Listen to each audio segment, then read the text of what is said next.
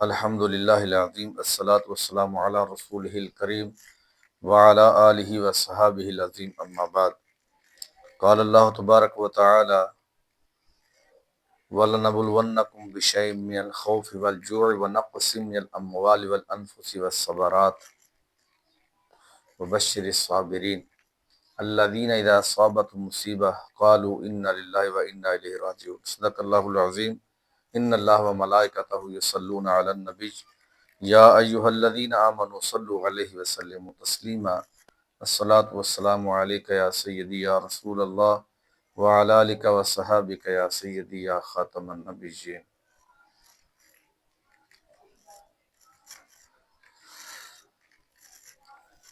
حاضرین و سامعین، آج جس موضوع پر میں لب کشائی حاصل کر رہا ہوں اور جس موضوع پر ہماری گفتگو ہے وہ ہمارا موضوع واقعات بعد شہادت، یعنی شہادت کے بعد کے جو واقعات ہیں اس کے بارے میں آج ہم اپنی گفتگو کریں گے۔ یعنی میدان کربلا کے اندر جو اسلام کی خاطر شہادتیں ہوئیں اور خاندان رسول صلی اللہ علیہ وسلم کے عظیم افراد کو شہید کیا گیا اور ان کو طرح طرح کی مصیبتوں کا سامنا جو ان کو کرنا پڑا، اس لحاظ سے جو آج ہم گفتگو کریں گے، اور بعد میں بھی انہوں نے جو کچھ حضرت سیدنا امام حسین رضی اللہ تعالی عنہ اور آپ کے جو خاندان مبارک کے افراد تھے، خصوصاً حضرت امام زین العابدین رضی اللہ تعالی عنہ اور سیدہ زینب رضی اللہ تعالی عنہا، جو ان کی سرکردگی میں جو قافلہ دمشق کے بازار سے ہوتا ہوا، یزید کے دربار سے ہوتا ہوا جو مدینہ شریف میں پہنچا، اس کے حوالے سے ہم تھوڑی سی گفتگو کریں گے۔ بات یہاں پر یہ ہے کہ جب انسان کو اللہ تعالیٰ کا خوف نہیں رہتا تو اس وقت عظیم سے عظیم تر گناہ کرنے اور بڑے سے بڑا ظلم دکھانے سے بھی وہ نہیں ڈرتا۔ حدیث شریف میں موجود ہے بیضاوی شریف کے اندر کہ جس وقت کوئی بندہ گناہ کرتا تو اس کا دل جو ہے وہ سیاہ ہو جاتا ہے، اس کے اوپر ایک سیاہ رنگ کا نشان پڑتا ہے۔ اب وہ جو سیاہ رنگ کا نشان ہے وہ اگر وہ توبہ نہ کرے تو وہ سیاہ نشان گناہ کر کر کے بڑا ہو جاتا ہے، پھر اور بڑا ہوتا ہے، یہاں تک کہ پورے دل کو وہ سیاہ نشان گھیر لیتا ہے اور سارا دل ہی اس کا سیاہ ہو جاتا ہے۔ اب وہ گناہ کرتا بھی ہے تو گناہ کرنے کے باوجود جو ہے وہ اس کے دل کے اوپر ذرا سے بھی پریشانی کے آثار یا چہرے کے اوپر اس کے کوئی تاثر، کوئی آثار نظر آئیں تو وہ نظر نہیں آتے، کیونکہ اس کا دل مردہ ہو جاتا ہے، جس کی بنیاد پر جو ہے وہ اب کوئی گناہ کرتا تو اس کو پتہ ہی نہیں چلتا کہ میں گناہ کر رہا ہوں، اور اس کو بہت زیادہ ہلکا سمجھتا ہے۔ اسی طرح ایسے ہوا کہ میدان کربلا شریف کے اندر جن لوگوں نے حضرت امام حسین رضی اللہ تعالی عنہ اور آپ کے خاندان مبارک کا سامنا کیا، وہ لوگ کون تھے؟ وہ لوگ وہی تھے جنہوں نے نبی علیہ الصلوۃ والسلام کا کلمہ شریف پڑھا، اور کلمہ شریف پڑھ کے ان نفوس قدسیہ کو جو انہوں نے اذیتیں اور پریشانیوں سے کے اندر سے انہوں نے جو گزارا، اور پھر اس کے بعد بھی یعنی شہادت حضرت امام حسین رضی اللہ تعالیٰ عنہ کے بعد بھی انہوں نے جو ان کے ساتھ کیا، یہ کسی سے بات ڈھکی چھپی نہیں ہے۔ اب دیکھیں کہ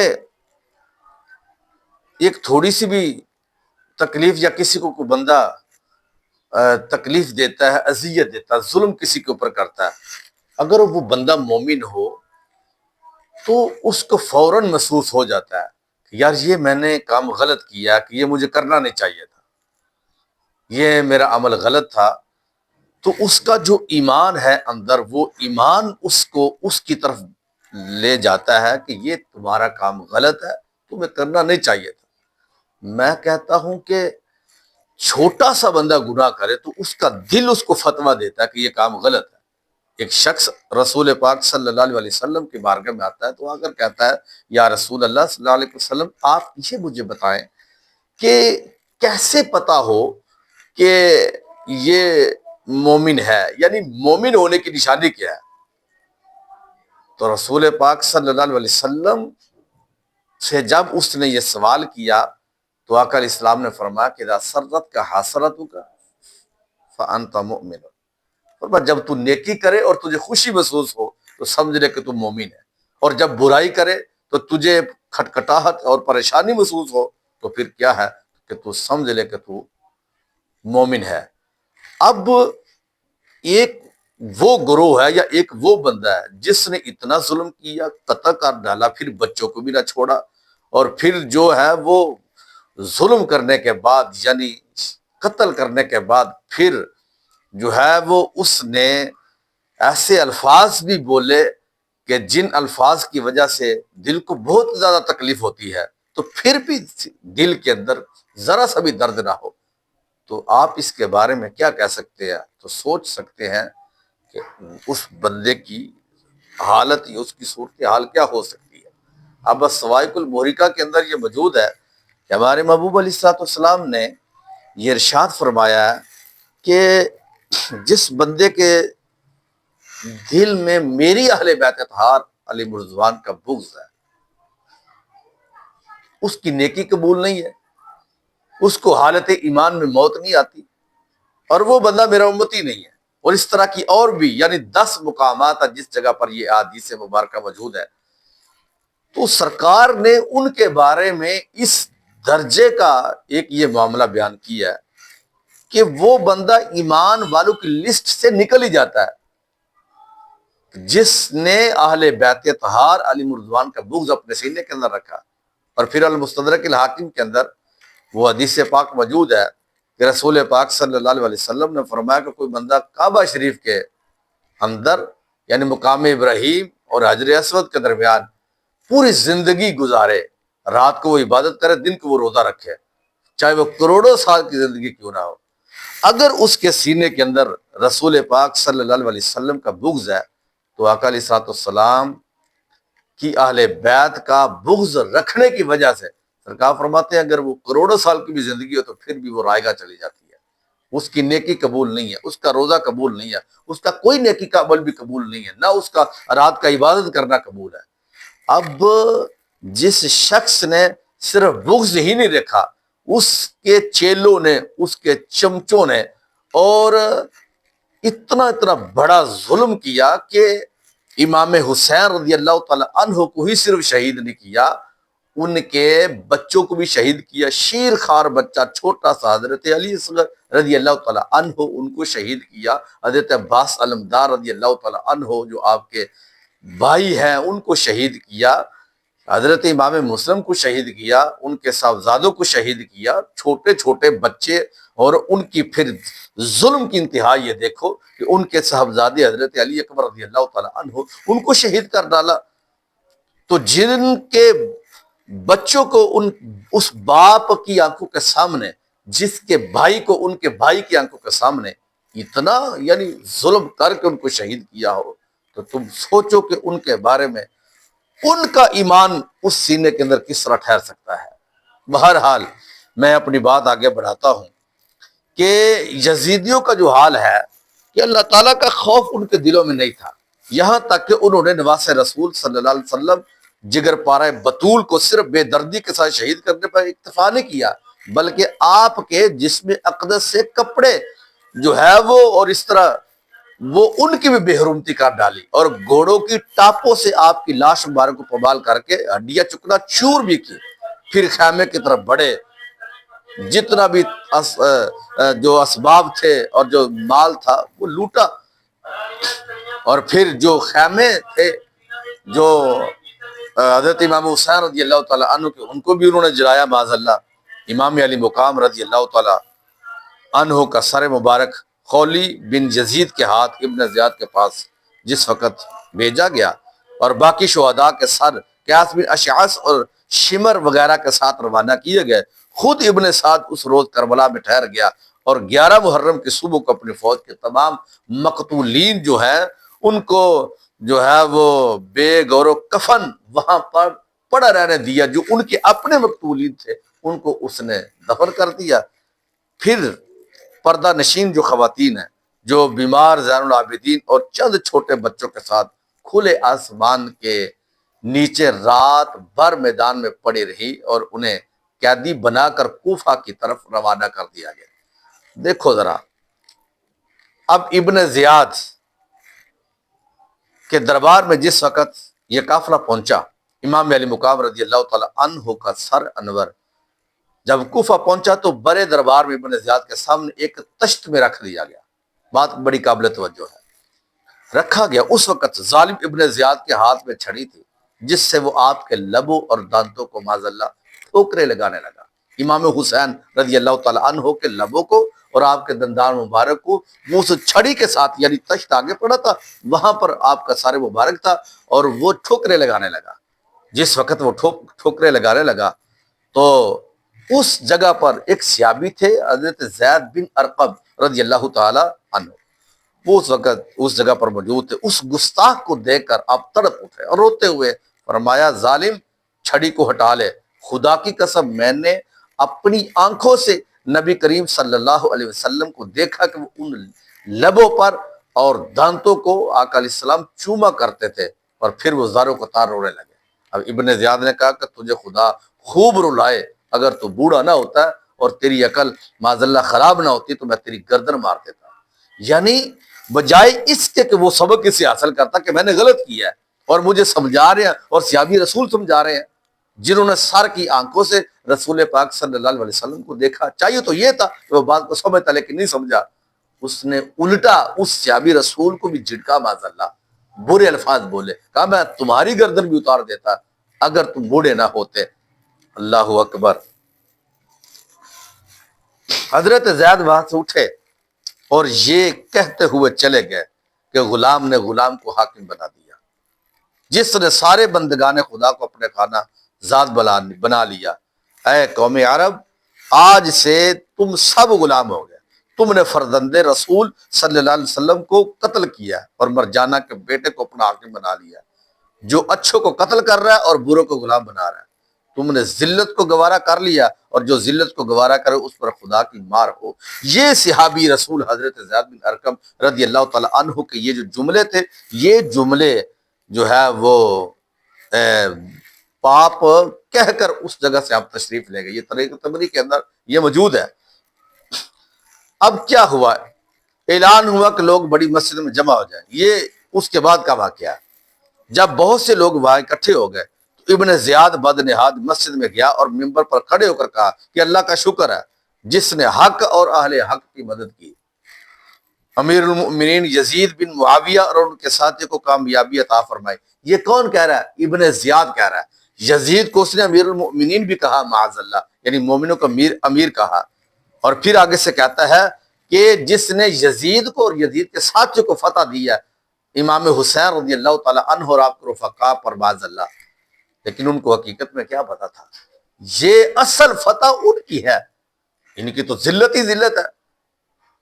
اب دیکھو کہ شہادت امام حسین رضی اللہ تعالی عنہ کی ہوئی ہے، خدا کی قسم صدیاں گزر گئی ہے، آج تک امام حسین کا نام آسمان کے سورج سے بھی زیادہ چمکتا ہوا لوگوں کے دلوں کے اندر نظر آتا ہے۔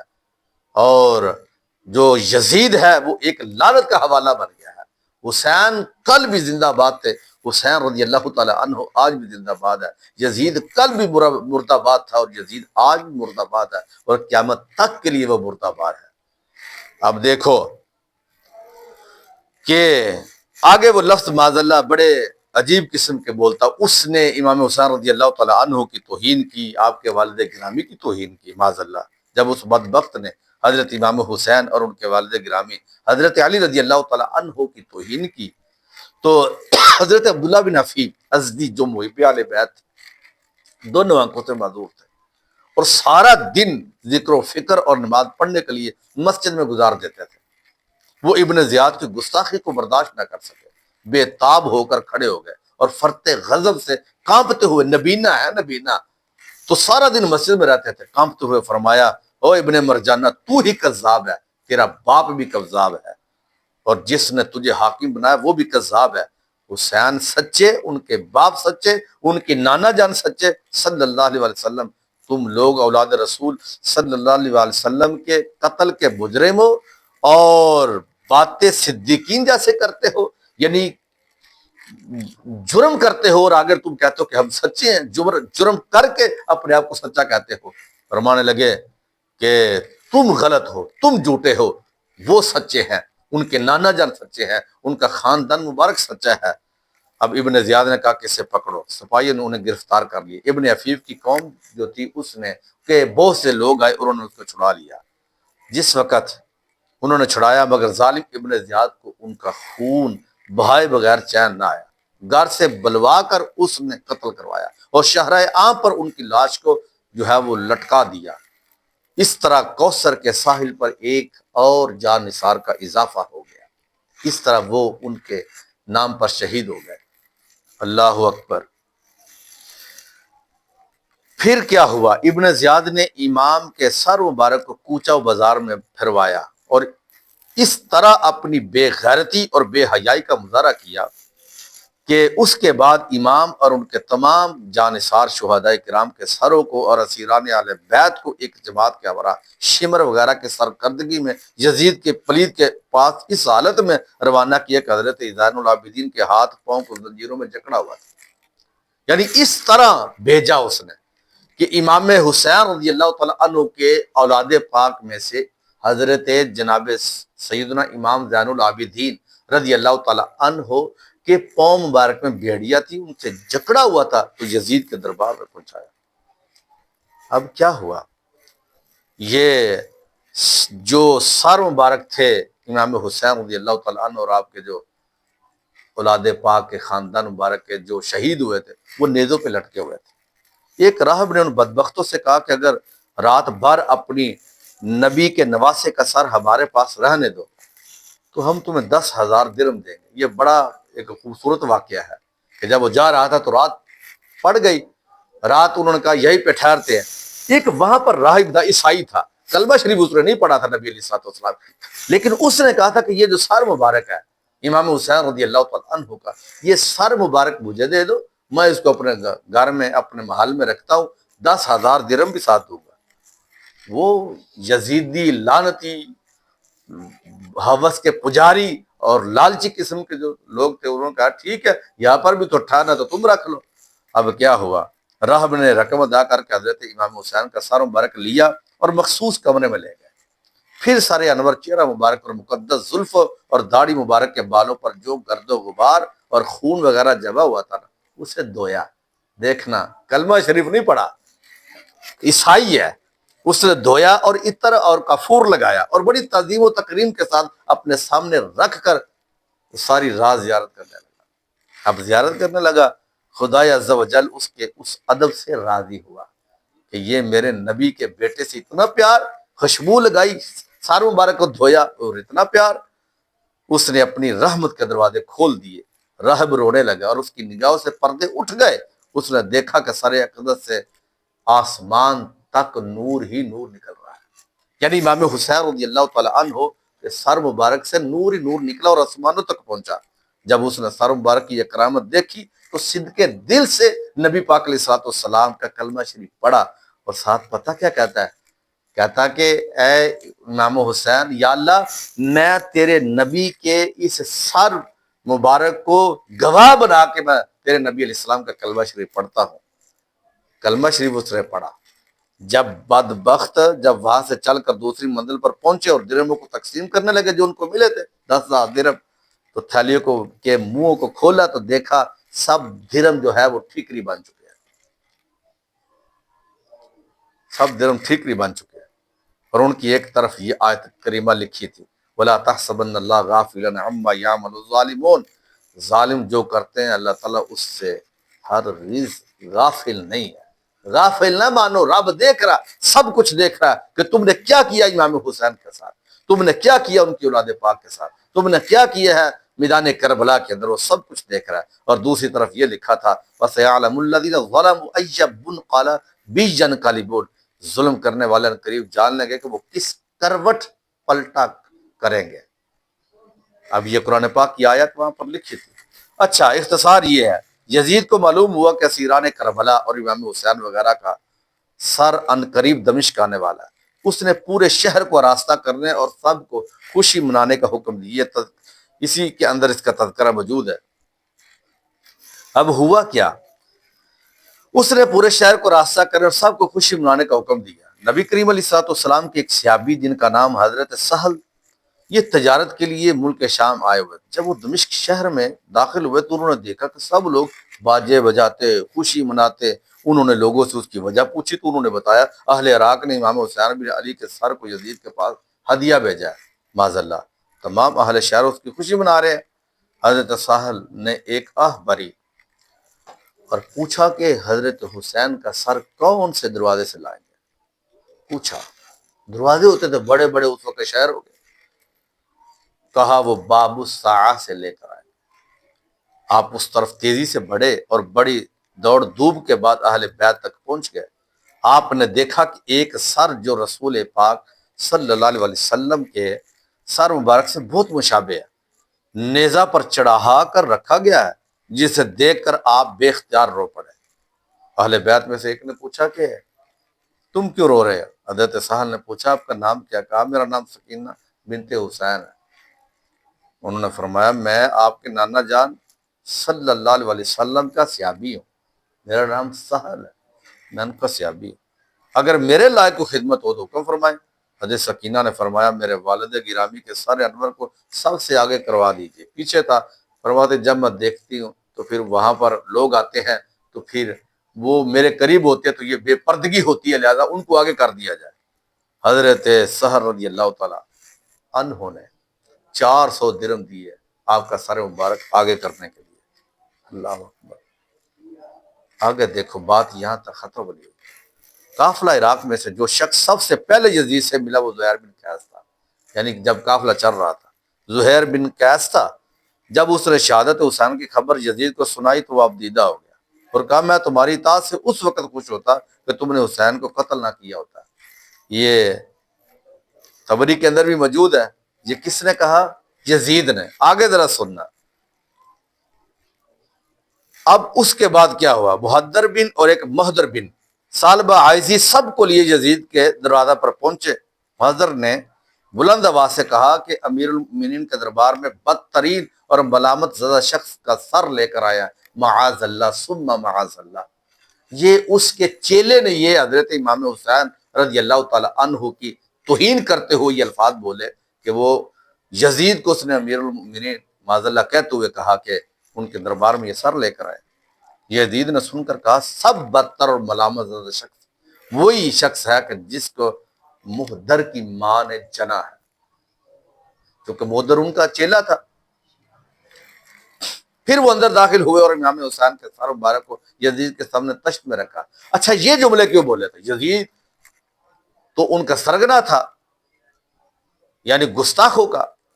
اصل وجہ یہ تھی، آگے وہ جا کر وہ روایت آنے لگی ہے، اصل وجہ اس کی یہ تھی کہ حضرت امام حسین رضی اللہ تعالی عنہ جو ہے وہ ان کے سر مبارک کو شہید کیا گیا، یعنی اتارا گیا، پھر رکھا گیا، اور آگے جب یہ ان کے سامنے یہ رکھا تو یزید نے بھی وہی کام کیا جو ابن سعد نے کیا۔ یہ صرف محض اس نے ایک، آپ اس کو کیا کہہ سکتے ہیں کہ لوگوں کو دکھانے کے لیے، کہ تاکہ اس معاملے میں پتہ چلے کہ یزید تو ان کا حامی ہے، یعنی حضرت امام حسین رضی اللہ تعالیٰ عنہ کا، کیونکہ اگر وہ واقعی سچا حامی ہوتا تو پھر ابن سعد کو وہاں کا گورنر کیوں ٹھہراتا؟ اتنی فوج گئی اور اتنی جو ہے وہ دنوں سے محاصرہ کیے ہوئے تھے، ان کو پتہ نہیں تھا؟ سب کچھ پتہ تھا، سب کچھ ان کو پتا تھا، لیکن باوجود اس کے اس جگہ پر اس نے کیوں کیا؟ اب آگے جا کر آپ دیکھیں کہ جب وہ سر انور کو وہاں پر رکھا گیا تو یزید نے اپنے سامنے رکھ کے چھڑی پکڑی اور باذ اللہ حضرت امام حسین رضی اللہ تعالیٰ عنہ کے دانت مبارک پر وہ چھڑی مار دی، اور اس نے جو آگے جملے بولے، اللہ اکبر،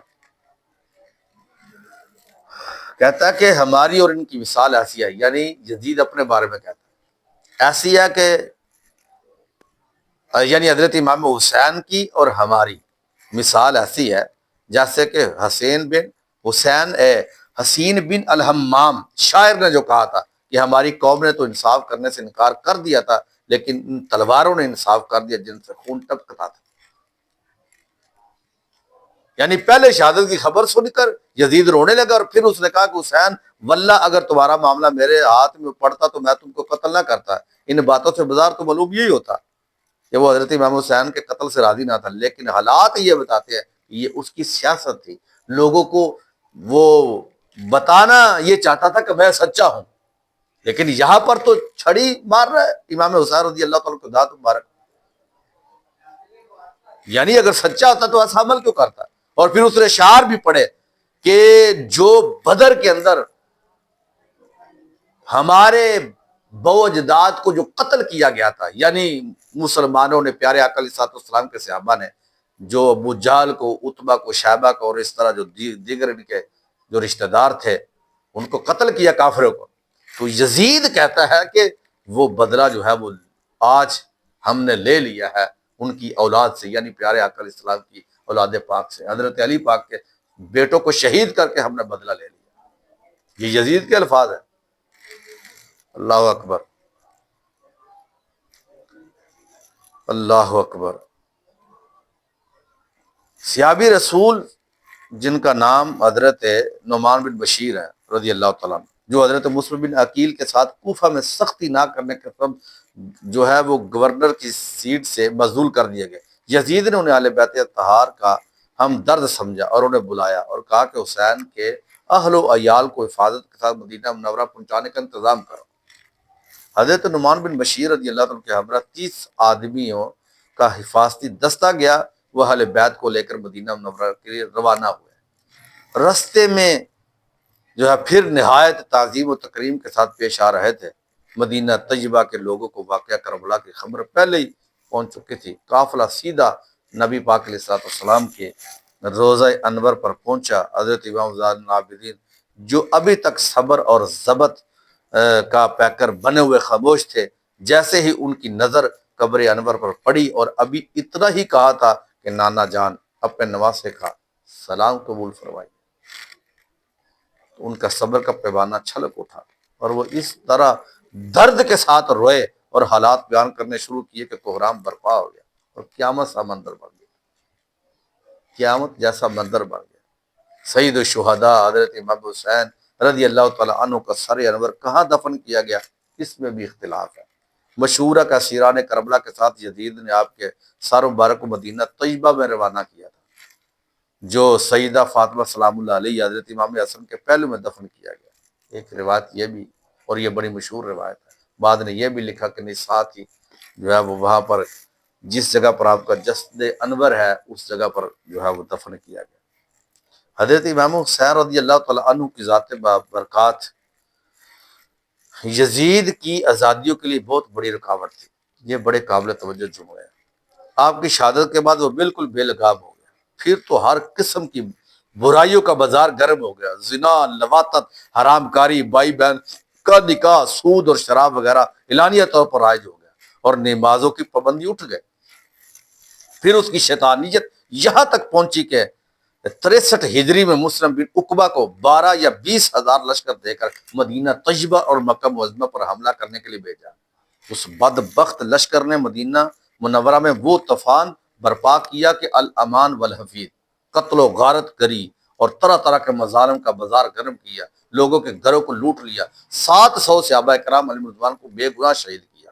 ایک شخص کو جب قتل کیا گیا تو اس کی ماں ام یزید بن عبداللہ بن ربیعہ نے قسم کھائی تھی اگر میں قدرت پاؤں گی تو اس ظالم کو، یعنی جو اس لشکر کا سردار تھا جس کا نام مسلم بن عقبہ تھا، میں اس کو زندہ یا مردہ جلاؤں گی۔ جب وہ ظالم مدینہ منورہ میں قتل و غارت کے بعد مکہ کی طرف روانہ ہوا تو وہاں جا کر عبداللہ بن زبیر اور وہاں کے ان لوگوں کا بھی کام تمام کرے جو یزید کے خلاف ہے، تو اتفاق راستے میں وہ مر گیا، دفن کیا گیا۔ اس کو پتہ چلا اس خاتون کو، وہ وہاں پر پہنچی، اس نے قبر کو کھودنا شروع کیا پاؤں کی طرف سے، وہ دیکھا کہ اس کے اندر ایک بہت بڑا اژدہا بیٹھا ہوا، سر کی طرف کھودنا شروع کیا تو پھر وہ اژدہا وہاں پر اس کے ناک کی ہڈی کو چوس رہا ہے۔ لوگوں نے کہا کہ بڑھیا مائی ایسا نہ کرو، اللہ نے تو اس سے بدلہ لے لیا، سانپ اس کے لیے مسلط کر دیا۔ کہا نہیں، میں نے قسم کھائی ہے۔ پھر اس نے 2 رکعت نفل پڑھے، رب سے دعا کی، اللہ نے قبول فرمائی۔ پھر اس لاش کو نکال کر اس خاتون نے اس کو زندہ مردہ جلایا۔ یہ آگے بڑے درد بڑے واقعات ہیں۔ وہ لشکر پہنچا وہاں پر، جب وہاں پر لشکر پہنچا تو وہاں پر جا کر انہوں نے جو ہے وہ اہل مکہ اور حجاز والے جو یزید کی بات کو توڑ کر حضرت عبداللہ بن زبیر رضی اللہ تعالیٰ سے بات کر چکے تھے، ان کی فوج نے لشکر یزید کا مقابلہ کیا اور صبح سے شام تک لڑائی جاری رہی، مگر فتح شکست کا کوئی فیصلہ نہ ہوا۔ دوسرے دن حسین بن نمیر نے منجنیق، جو پتھر پھینکنے کی مشین ہوتی ہے، اس سے کوہ ابو قیس پر نصب کر کے پتھر برسانا شروع کر دیا۔ یعنی کعبہ شریف کی اتنی بے حرمتی ہوئی کہ آپ سوچ نہیں سکتے، اتنی بے حرمتی۔ حرم شریف کے باشندوں کا گھر سے نکلنا دشوار تھا۔ تقریباً 2 ماہ تک وہ سخت مصیبت میں مبتلا رہے۔ یہاں شامی لشکر کعبہ شریف کی بے حرمتی میں لگا ہوا تھا۔ پیچھے سے پتہ چلا کہ یزید مر گیا، پھر ان کے حوصلے پست ہوئے۔ سب سے پہلے یہ خبر حضرت عبداللہ بن زبیر کو ملی۔ انہوں نے بلند آواز میں پکار کر کہا، اے شامی بدبختو، تمہارا گمراہ سردار ہلاک ہو گیا، اب کیوں لڑ رہے ہو؟ شامیوں نے پہلے اس بات کو حضرت عبداللہ بن زبیر کے فریب پر معاذ اللہ معمول کیا، لیکن تیسرے دن جب انہیں ثابت بن قیس نے کوفہ سے آ کر یزید کے مرنے کی خبر سنائی تو انہیں یقین ہو گیا کہ اب ان کے حوصلے پست ہو گئے۔ حضرت عبداللہ کی فوج کے حوصلے بلند تھے، وہ شامیوں پر ٹوٹ پڑی۔ اس طرح اہل مکہ کو کے جو ہے وہ شر سے نجات اب ملی۔ یہ ہمارا یہاں تک موضوع تھا۔ اگلا موضوع انشاءاللہ ہم بتائیں گے کہ قاتلین امام حسین رضی اللہ تعالی عنہ کا عبرت ناک انجام۔ یہ اتنا سا واقعہ تھا، انشاءاللہ ہم اس کے آگے اگلی قسط جو ہے وہ ہم پڑھیں گے اور آپ لوگوں کو بتائیں گے۔ اللہ تعالیٰ اپنے محبوب علیہ السلام کے عظیم مرتبہ کے طفیل پیارے آقا علیہ الصلوۃ والسلام کے خاندان مبارک کا، حضور کے صحابہ کا پکا سچا خادم بنائے، ہماری نسلوں میں بھی ان کی محبت کو جاری و ساری فرمائے۔ وما علیہ الا البلاغ۔